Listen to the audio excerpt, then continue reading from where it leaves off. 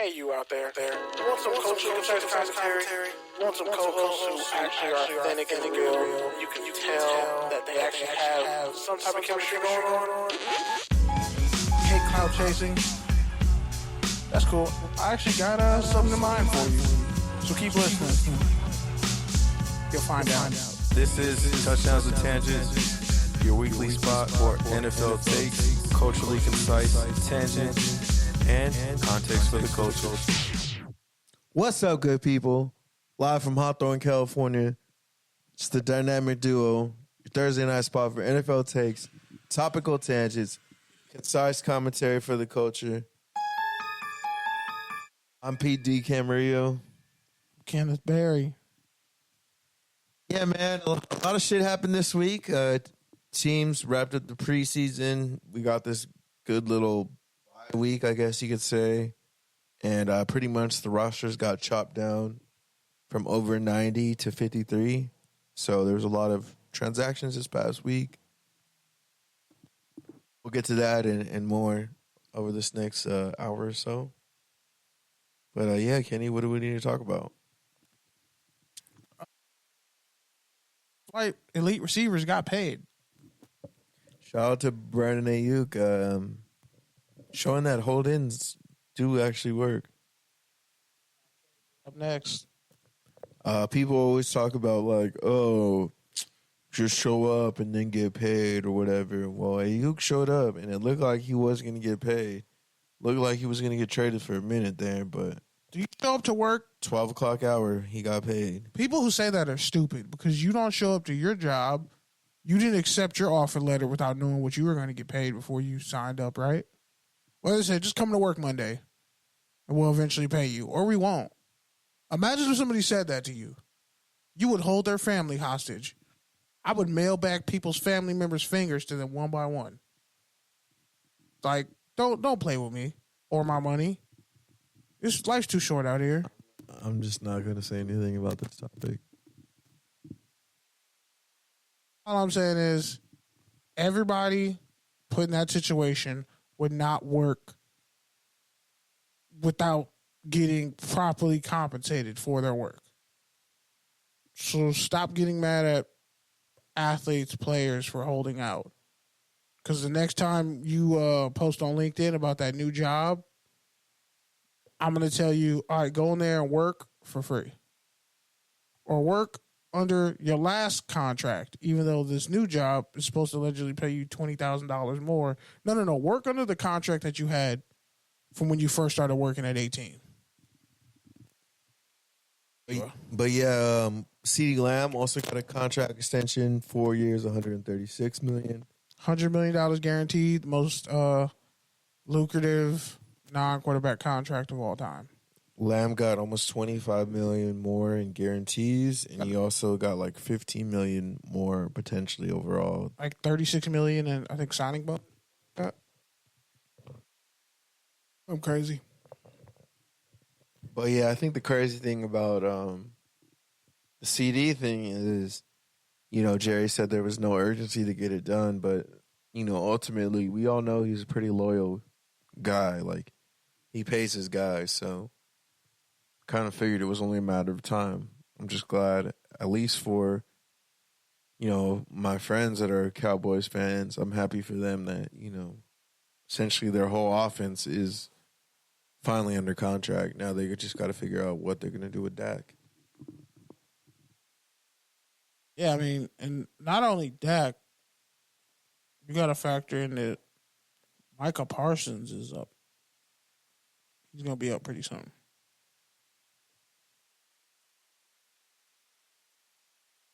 There's one thing that the Cowboys are good at doing is paying their best players. I'll give you that much. So Aiyuk gets paid $76 million guaranteed. He pretty much skipped work for a month and got the same contract that he was offered a while ago. All right. Other notable cuts, roster movements you want to talk about? The Giants finally cut Allen Robinson. See, the Chargers cut Tony Jefferson, but they're going to put him back on the practice squad. A lot of veterans just got cut, and they're going to be put back on the practice squad. The Browns cut one of their 78 quarterbacks. The Cowboys signed Dalvin Cook to their practice squad. Dalvin Cook and Zeke would be a crazy backfield 5 years ago. Kadarius Toney got cut by the Chiefs. Alex Leatherwood got cut again by the Chargers. The Niners added Tracy Walker to their practice squad and Terrace Marshall, former second-round pick with the Panthers. Wait, Terrace Marshall went where? To the Niners practice squad. Damn, that's interesting. He's a baller. There was nowhere for him to be in Carolina. Former third-round pick from the Niners, Cameron Latu, signed with the Browns practice squad. Raiders cut Byron Young, third-round pick from just a year ago. Went to the Eagles. Maybe the Raiders just should stop taking Alabama D tackles. Definitely. Maybe they should stop drafting D tackles. Yeah, because they clearly don't know what they're doing. I can't think of the last D tackle that worked for the Raiders. Prayers for A.J. Dillon, who had another stinger, is reportedly going to be out for the season due to his neck. He is out for the season with his neck. It's really sad.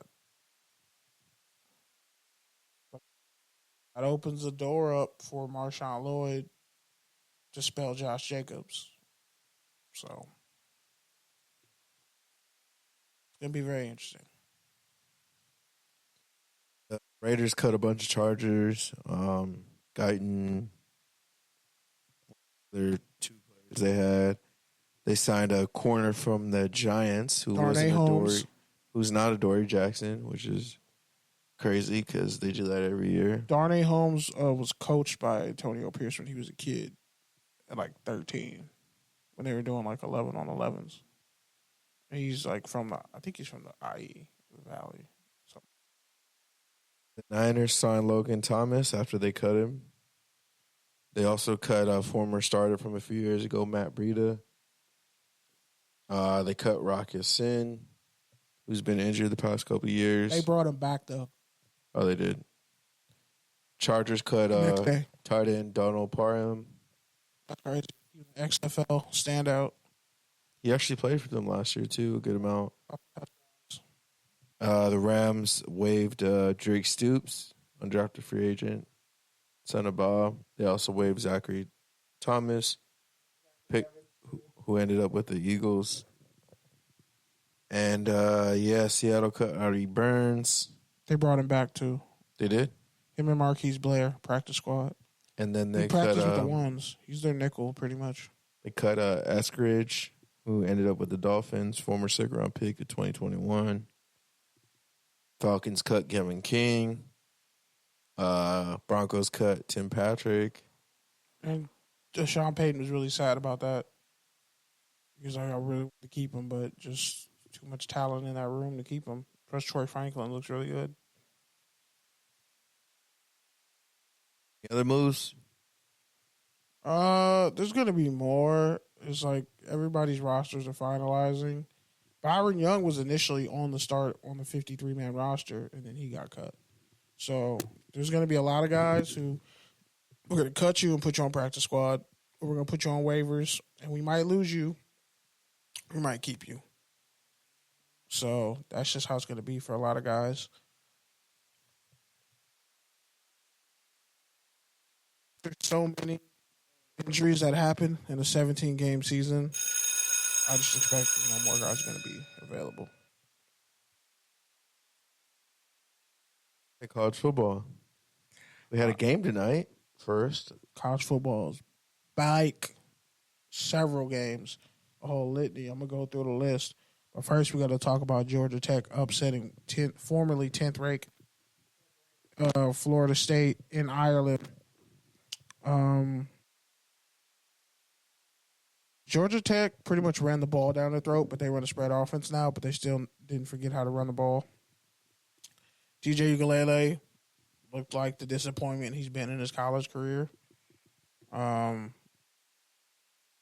Just running jet sweeps, I guess. Like he had a negative yards per pass rating. He went like 12 of like 14, like 96 yards, but like it was negative yardage because it was like either screens or whatever. It wasn't. He didn't really throw much downfield. And yeah, we know Florida State. People were making opt-out jokes. People were making, DJ's going back into the portal for another season. But it's going to be a long year for Florida State. Mike Norvell, they don't figure it out. Interesting enough, a lot of teams played. Missouri beat Missouri State 51-0. North Carolina State, Eastern Carolina 38-21. Kansas beat Lindenwood 48-3. Utah's clapping Southern Utah 42-0. Colorado just beat they just beat whatchamacallit North Dakota State. No, not North Dakota State. Well, yeah, North Dakota State. Yeah, 31-26. Damn, barely beating them. Barely. If the QB for North Dakota State actually had a stronger arm, they're probably waxing. Quote unquote number one quarterback. Let's just look at the stats, my boy.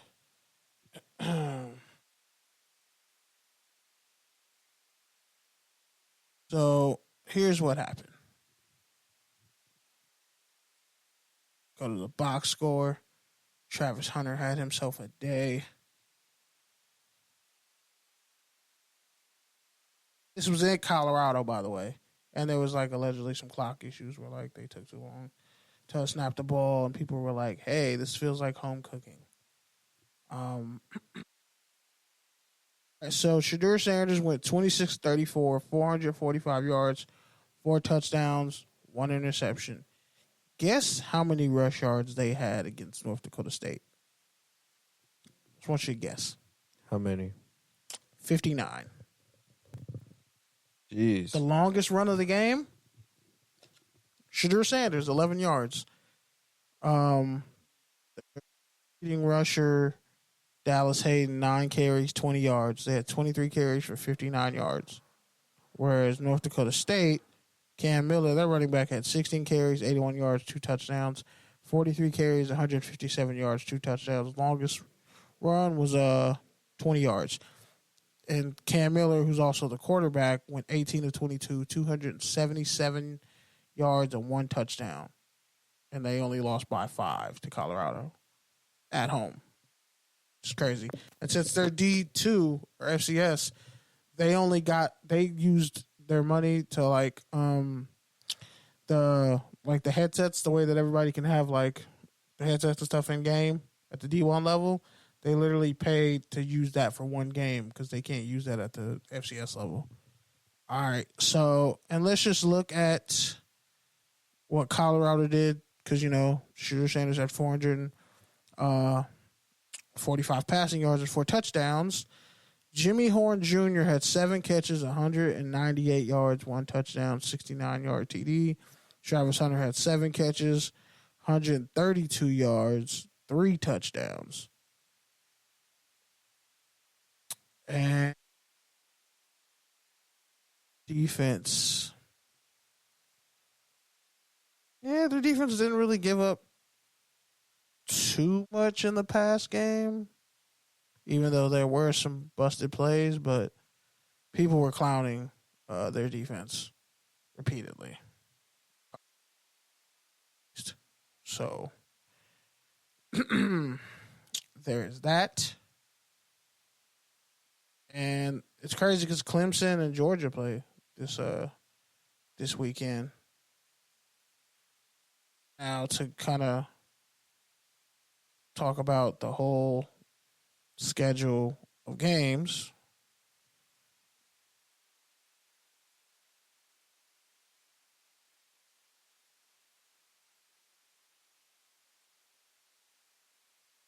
All right.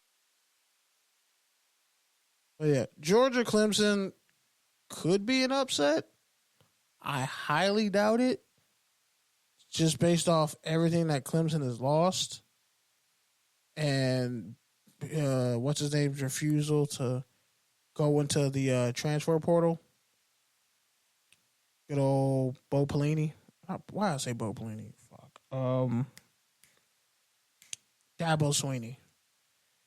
It's funny because they kind of have like similar takes on it, but whatever. So, yeah, Saturday, you got Clemson's ranked 14th. We got Colorado State, Texas. We got Miami versus Florida. Miami's ranked 19th. Florida's unranked. Notre Dame, Texas A&M. Texas A&M is ranked 20th. Notre Dame's ranked 7th. We got Fresno State, Michigan. West Virginia, Penn State could be the game of the weekend. Both these teams have a lot to prove. Penn State won, I think, 10 or 11 games last year. West Virginia won 9 games last year in the Big 12. They won their bowl game. West Virginia's not an easy out. And neither is Penn State. So this is going to be a good loss on somebody's record. As long as somebody gets blown out. Might even play. Should I play a clip from... I'll play it next week. I'll play some stuff that when I interview James Franklin, West Virginia head coach, I'll play it next week. See how the first week plays out. And, USC LSU. I will be there in Vegas. 4:30 on a Sunday, September 1st. Now, LSU lost a lot of talent. 2 first-round receivers, Heisman-winning quarterback, and Jaden Daniels.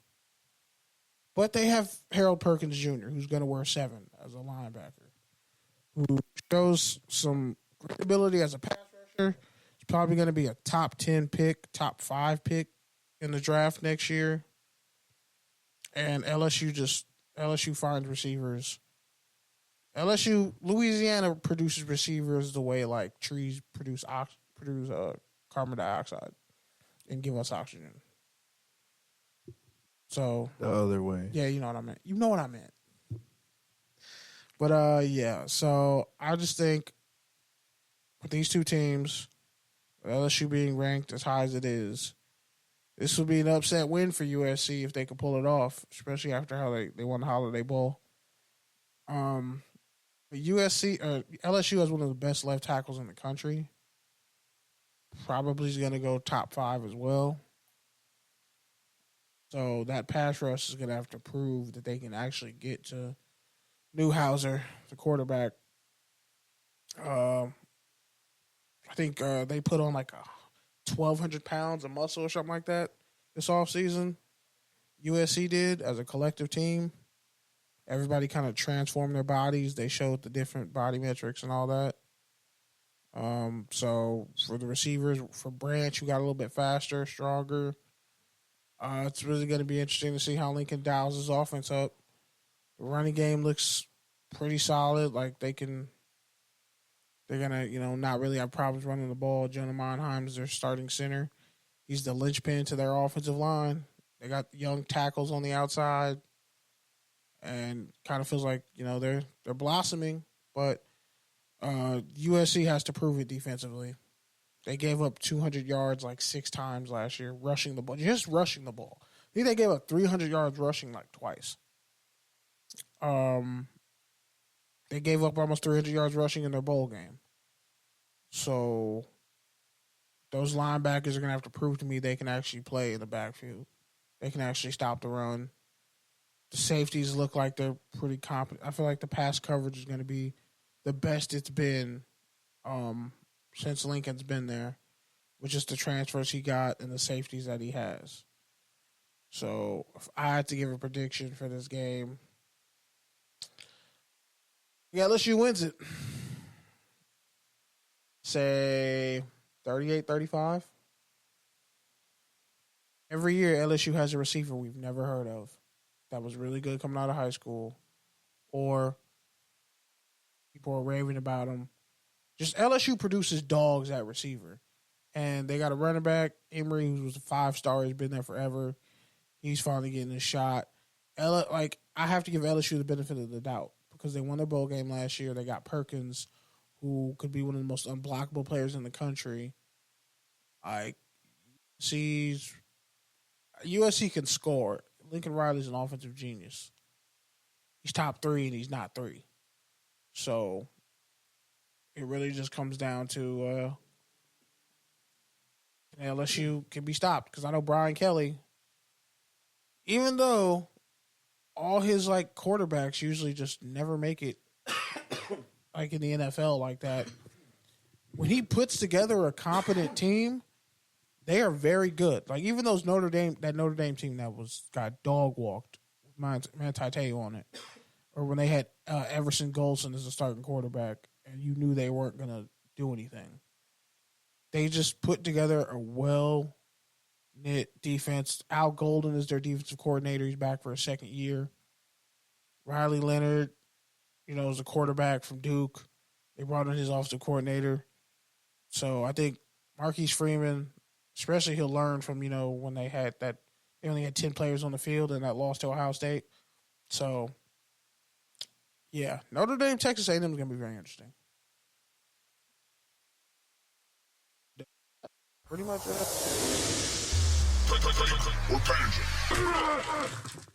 All right, take your tangent time. First up, we got Trent Williams. Just saw you get paid. He's still holding out. Take your tangent on Williams holding out. They're just going to have to pay him because their O-line isn't really it without him. You can't say, we don't need a Hall of Fame left tackle who's still bro, they have plays designed just for him. When he goes in motion, running full speed at some poor... He's literally a wall. He's a weapon. He's a literal weapon. He's a tidal wave of humanity. And the fact that he's this many years into his career and looks better than he's ever been, he looks better than he ever did early in his career. They call him the Silverback for a reason. Might be one of the greatest Oklahoma offensive linemen of all time.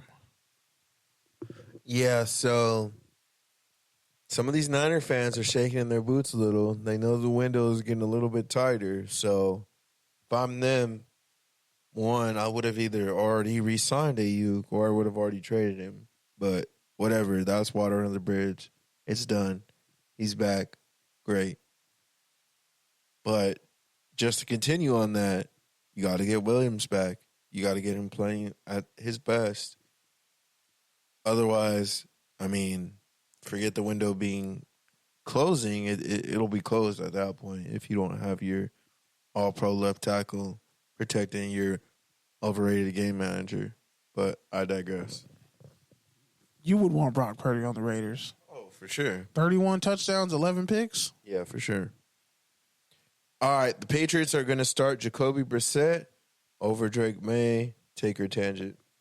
That's interesting because a lot of people are saying Drake May didn't lose the job.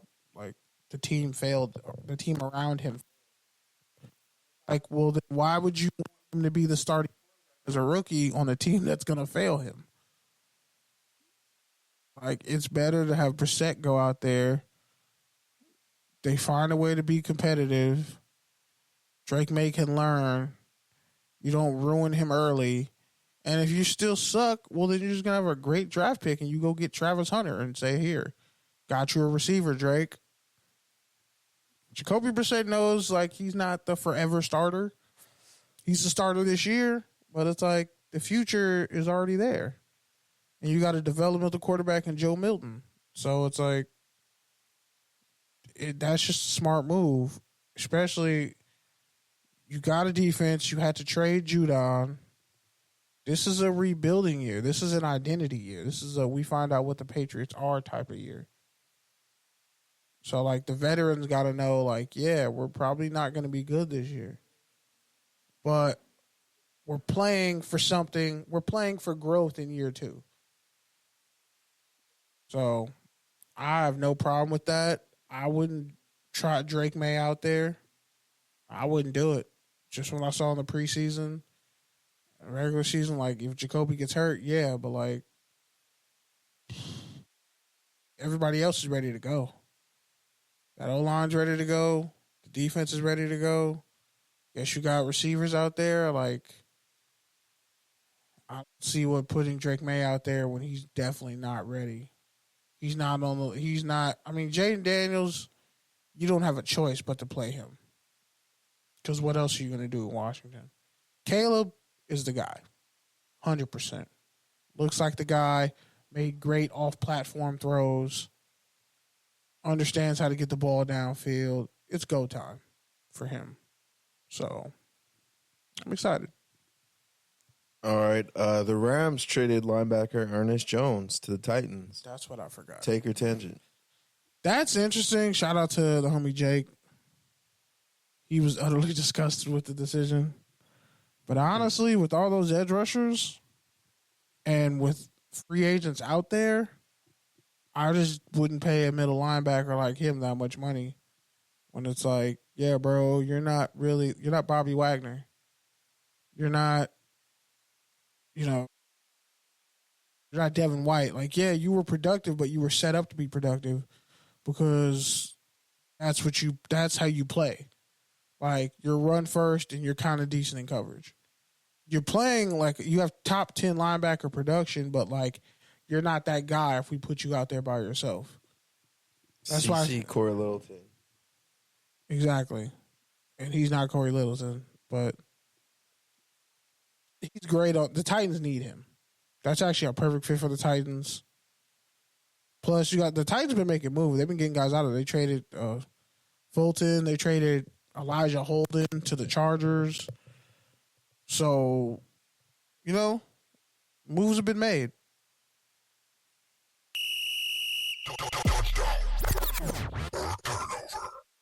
Speaking of trades, the Chargers traded for Taylor Heinecke from the Falcons, formerly also of the Commanders.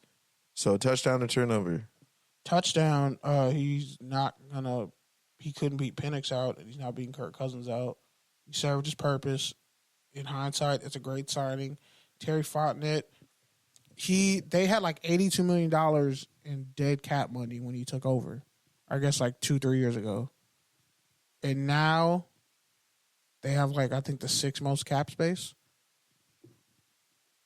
As the next to the Browns, I think, they have an insane amount of cap space. As the Charger season ticket holder on the podcast, I'll say this.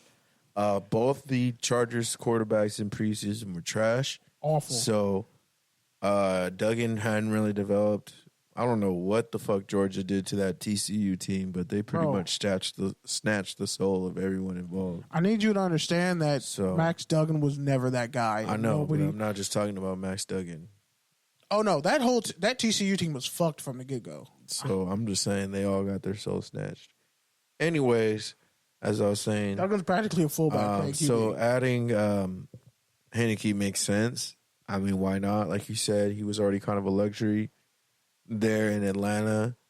I mean, unless you were going to go and get DTR, he's probably like one of the better backup options that was realistically available.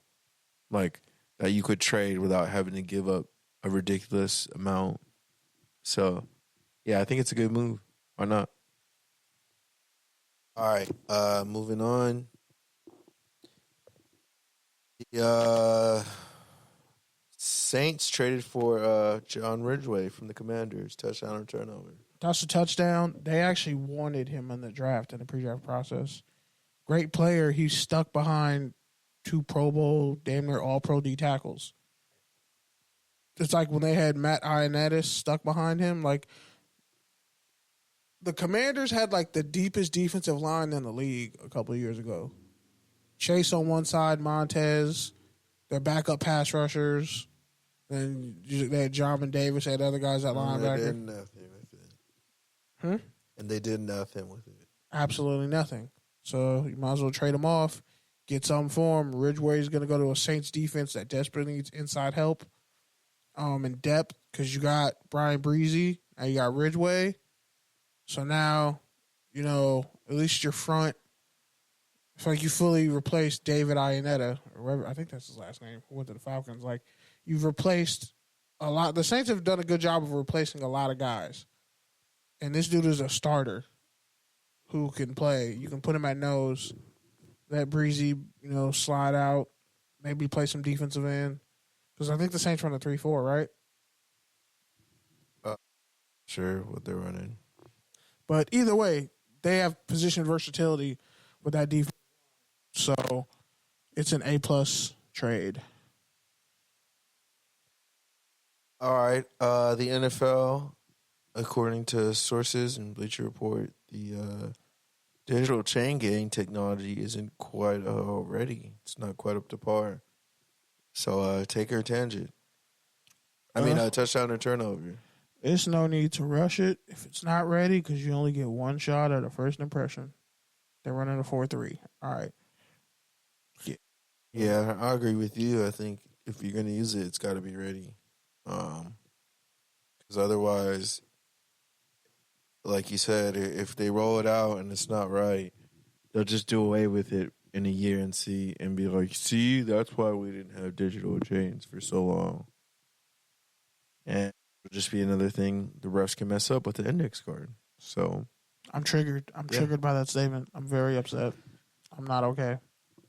All right, in Saints defense is loaded, bro. In other league news, the NFL owners got together and basically they voted, and they'll now allow private equity groups to buy minority ownership up to 10%.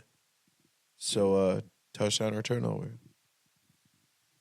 I can answer this one, but yeah. So, I don't know. I'd say. In general, private equity kind of just got like a nasty ring to it. Definitely does. But it makes sense from a business standpoint, just because that's where a lot of the money is right now.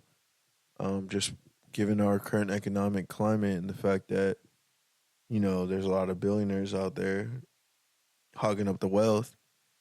But I think Mark Cuban talked about this like a couple months ago when they asked him just more about why he kind of sold the Mavericks.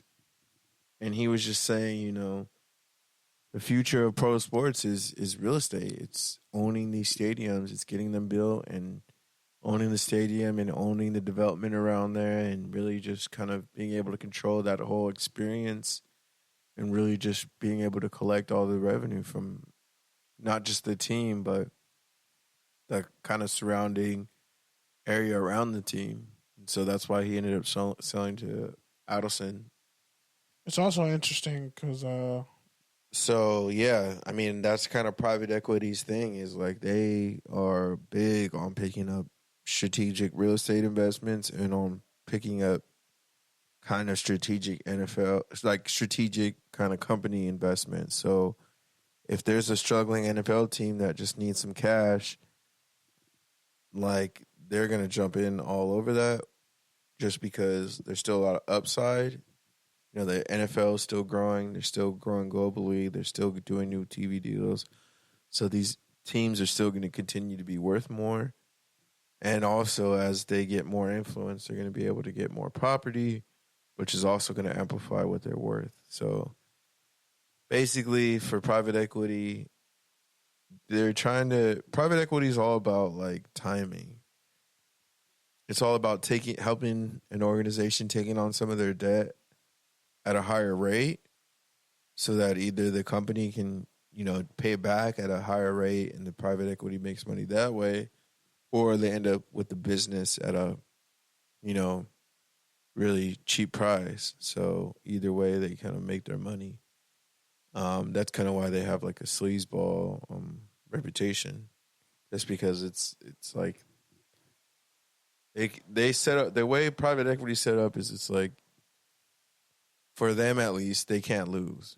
So, but it's good that they limited it to only 10%. So it's not going to be a situation where someone can leverage their full organization and totally be taken over by a private equity firm, but at least, they can just put up some capital and get some cash and the private equity can get some gains.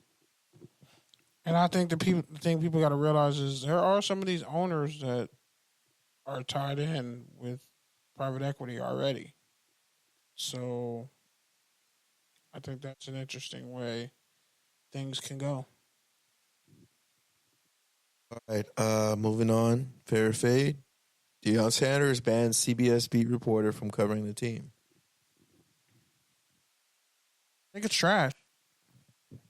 I think now bigger story. Like people are gonna say racist, foul, fucked up shit about you anyway. And I think him doing this and this whole controlling a narrative by trying to shut people up, like it was already a bad look at Jackson State when you stopped letting that black female reporter cover the team because one of your players got popped for rape or sexual assault and a bunch of other things involving that, and that young lady was not allowed to cover the team. That was already a bad look. You did that to other black people. And then you played the race card to the world when you got to Colorado. And then you threw the race card back up in black people's faces once you left Jackson State, but kept taking their players 2 years later. Savion Wilkinson's still on the roster, if I'm not mistaken. So, it's foul. It's unbecoming of what a coach should do. You shouldn't even have that power. Freedom of the press should trump that, but I mean, sometimes these sports information directors, aka SIDs, and these head coaches get big ass heads and they think they're hot shit. And it's like, ma'am, sir, coach, I don't fucking work for you. I'm here to do a job. Like, I don't have to be a fan of your team. Honestly, once I started covering college football, I stopped being a fan of really just any team. Like, I just want to see how it plays out. I'm not really a fan of college football teams. I'm a fan of just college football in general at this point. So, like, especially being a reporter out in the field, and similar things have happened. I mean, I didn't say horrible shit like that the way some of these other people have written stuff and said stuff about people, but if you have a harsh take, well, that's what you put on the field. That's what you produced. So, like, they barely if Colorado barely beat North Dakota State and there were 3 questionable ass calls, they ran the clock an extra 3 seconds. There was a random targeting penalty. Like, a lot of home cooking was happening in this Colorado-North Dakota State game. So when you start playing Arizona and these other Big 12 schools and they start whooping your ass, you're going to have some explaining to do. Like, you're not going to be able to talk to reporters like that and ban everybody. You're just not. On top of that, your son got an open case and he playing. So you should probably relax. Yeah, I'm just going to second everything that you said. I mean, I think it's definitely a fade. I mean, I'm always pro, journalist, pro access. And if Deion is as good of a coach as he's being marketed to be, what is he running from? What are you afraid of? What are you trying to control? I mean, I think we're going to see it with a couple of organizations because, I don't know, COVID kind of threw everything into chaos. And then those next 2 years, kind of took two years for things to kind of mellow out. So I feel like some of these moves, over the past 2 years, like, time is up. We need to see some return, or, some of these coaches that we looked at hoping they were going to make big moves 2 years ago, they're going to be the fuck out of here real quick. So there's not a lot of runway. All right. I don't know what these other two are, so you can go ahead and do them. All right. So I'm in like several fantasy football leagues. I just did my draft, one of my drafts tonight. Killed that shit. One dude was mad because he's a teacher at a parent-teacher conference. He's at a back-to-school night. First off, school just fucking started back up. Why are you having back-to-school night? It's not even the first week of school for some people. Why? What are we doing? Like, what are we doing? Secondly, person got mad because he's like, I want to redraft. And I'm like, ain't no fucking redraft, bro. I wish I would redraft. I'll fight you if we redraft. And so everybody in the group chat was like, nah, no redrafts, bro. 3 people were like, whatever. Me and 2 other people were like, fuck no. This dude said, nigga, do you see my roster? That shit is loaded, bro. What you mean? Fucking, I'm going to just read off mine. All right, this is an 8-man league, by the way. 8-man league. I got Josh. Bro, nobody gives a fuck about. I know. I just want to point out like how nobody cares. He bro. auto drafted, but I'm saying do it without fucking listing off your roster. Nobody cares, bro. Bro, you literally have 10 teams. You're not gonna list off all 10 rosters. I'm only listing off this one because it's funny. Because my shit is loaded, and I can see why he's mad. But nobody cares, bro. I got Josh Allen and C.J. Stroud. That's hilarious. I got Breece Hall, Gibbs, Kupp, ETN, Joe Mixon, Swift, the Rams defense. I got Nick Chubb, and I got Hawkinson. Let's just say grown men listing off their fantasy teams is the equivalent of a 2-year-old going, I went potty today. No, it's not. Yes, it is, it's bro. Not. You could have had a better... If the joke was better, I would have respected that. But no, try harder. Bro. I'm just going to say this. Like, it was just funny, like, because you're at a parent-teacher conference doing a fantasy draft, trying to talk to the kids, and it's like, it's the first week of school, fam. What are you going to tell these people? Like, y'all should have waited, like, the first month of school. Yeah, do back to school night. But the first 2 weeks, come on. What are we doing here? What are we doing? And the second one, yeah, that shit's a fade. Like, no redrafting. Who asked for a redraft in a fantasy draft? That's crazy. But anyway, lastly, yeah, I don't know. I think it's tough because I know there's some situations where it's like I know people have done fantasy drafts like 2 at a time. I know people who've done fantasy drafts during weddings, during funerals, on vacation, on cruises, etc. So it's like, on one hand, like you can make it work, an excuse. On the other hand, like, you know, it's hard to find 10 people to agree on anything, let alone a time to disengage from everything and sit there and concentrate for an hour to an hour and a half. But, you know, if you can't find the time and you really have a conflict, like, it's really just like, all right, well, fuck me. And like, you know, I'm like, I have a legit conflict. Like, what the fuck do you want me to do? Like, it sucks. So, I mean, I get it. But, yeah, you also just kind of got to figure it out. You kind of just got to play through it. Yeah, because I'm covering the USC-LSU game, and they're like, we're going to have our draft during that time. I said, no, the fuck you're not. I was like, bro, you're not doing this draft while I'm at this game in Vegas. Like, we can do it after. You can do the draft on your phone, bro. That's not a big deal. You can do your phone. You can do your draft on the phone. No, that's like, not that big of a deal. There was one that bro. It was like at 8:00. I was like, no, bro, I can't do that. I'm gonna be getting interviews at the press conference.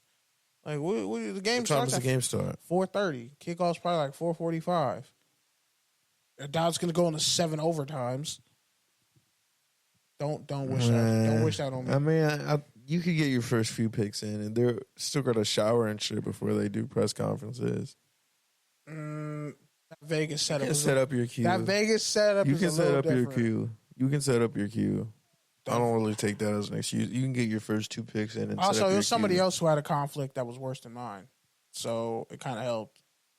And I was like, I can do it early in the day or later after the game, but like. I mean, I was like, we can't do it at 4:30. They're like, nah, I got something at 2. And I was like, fuck. If we do it during the game, like when it starts, okay. But 6:30, that's 6:30 to 8:00. That's a dangerous time slot for me. That's not that bad, bro. It kind of is. You're crying. That's not bad. I'm definitely not. 6:30 is fine. 6:30 you can do your full half of the draft. In the middle of a game, bro. You can do the full half of the draft, bro. In multiple leagues. I've seen you play a beer pong game and do a fantasy draft. You can watch a fucking USC game. I won that league too. Draft, that bro. was fun. Bottom line is, like, I was like, shouldn't we just do it on, somebody had to work. Bottom line is, bottom line is this whole topic was you calling out people about bitching, but then you're bitching. So no, we're all bitching. It's just my reasons to bitch are better than your reasons because I just argued it better. That's really all that is. But the last one is Fall weddings, all season. People were really firing this shit back up.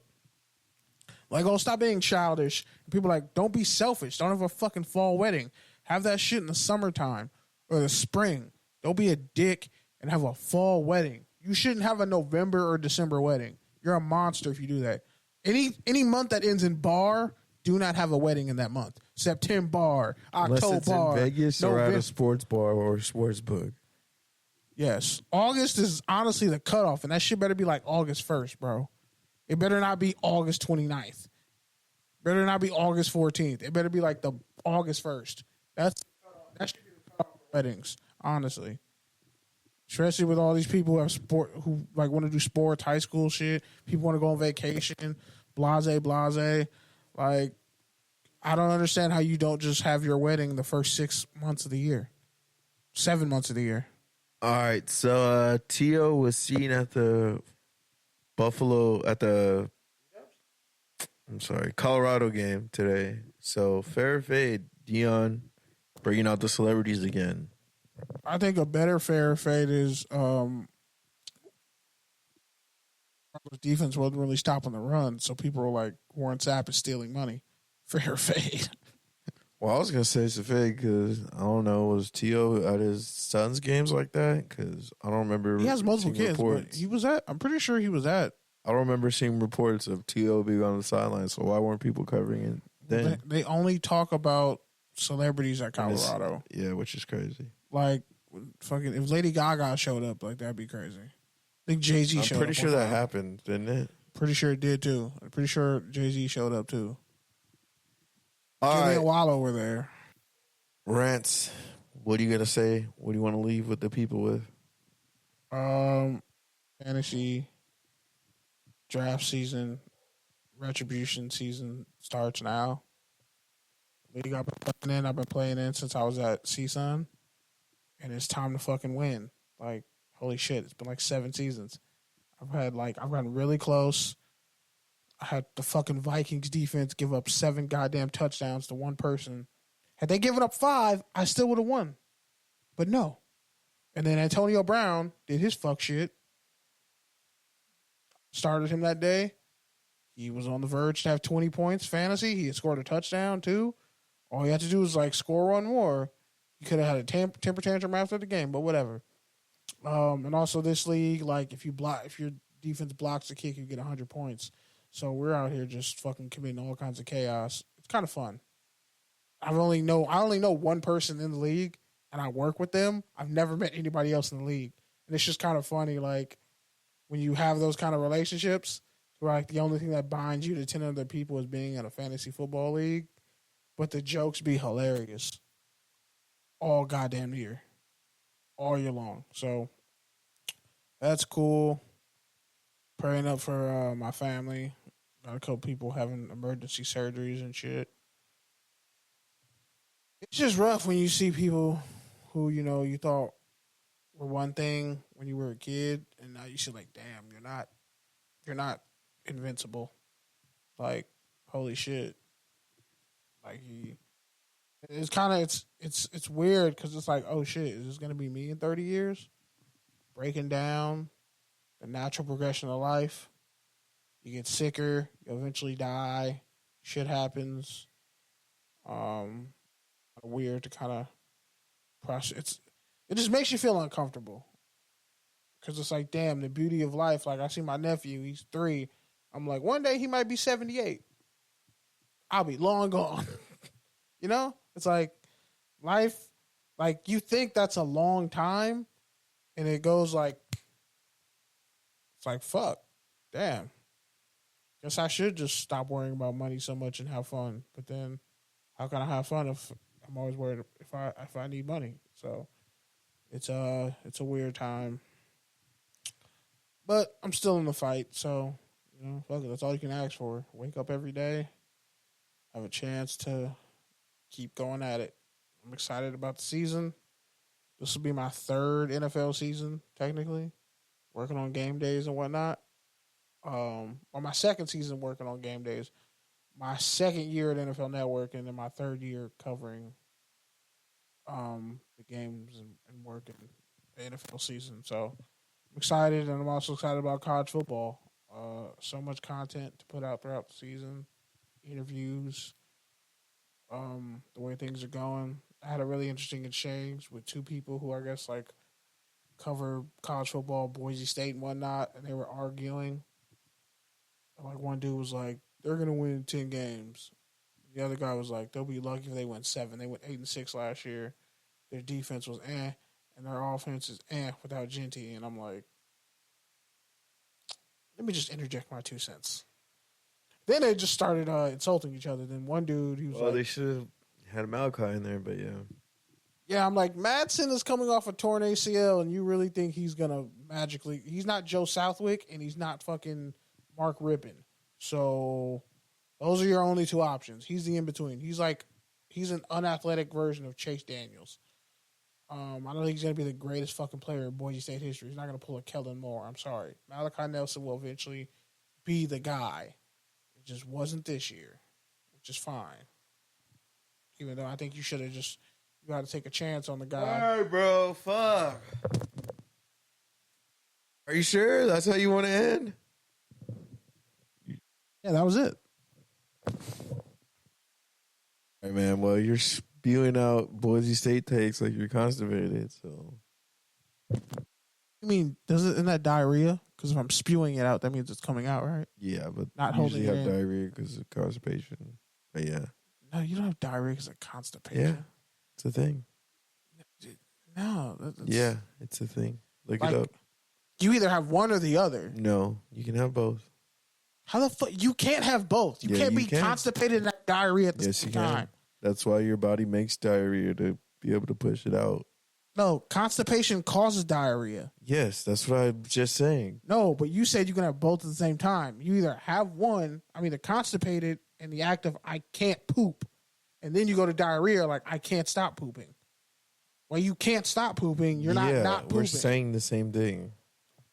No, you said both at the same time. And I'm like, you can have both at the same time. You could be constipated. No, one has to come, and then the other one happens. But you can be both at the same time, and then you could have the diarrhea and then be constipated again. Like, no, you can't. Yes, you can. You can't wake up dead either. I mean, yeah, you can.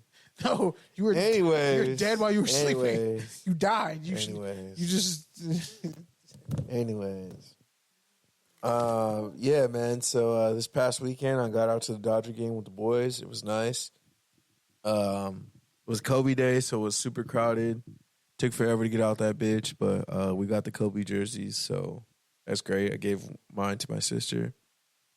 Yeah, man. Overall, it was a good day. My dad showed up. Yeah, we pretty much sat up with Kobe, but other than that, I mean, it was a good experience once the sun went down a little bit. Yeah, man, it's Labor Day weekend, so try not to labor too hard. Try to enjoy the last official weekend of summer. Try to enjoy the one day off. I know I will be. And, yeah, man, like you said, football season officially starts next week, so be fun times ahead. Hopefully not too much drinking, but we'll see. All right, well, this is Touchdowns and Tangents. TDs_tangents on Twitter and Instagram. Touchdownsandtangents.com. Shout out to your favorite podcast app. Shout out to everyone who fucks with us. We're out.